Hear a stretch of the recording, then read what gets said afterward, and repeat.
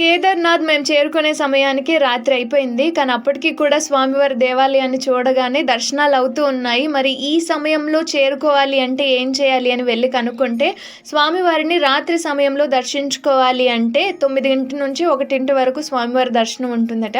So, 5,500 మనం pay చేస్తే ఐదుగురికి లోపలికి దర్శనం ఉంటుంది. ఈవెన్ దర్శనం మాత్రమే కాకుండా స్పర్శ దర్శనం కూడా ఇప్పిస్తారట.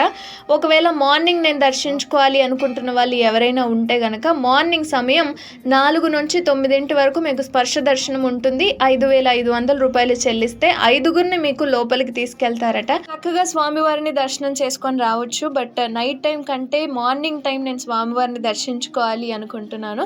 సో మార్నింగ్ వరకు వెయిట్ చేయాల్సిందే. అప్పటి వరకు ఇక్కడ మనకి నివాసం అనేది ఉంటుందన్నమాట. 500 షెల్టర్కి తీసుకుంటారు.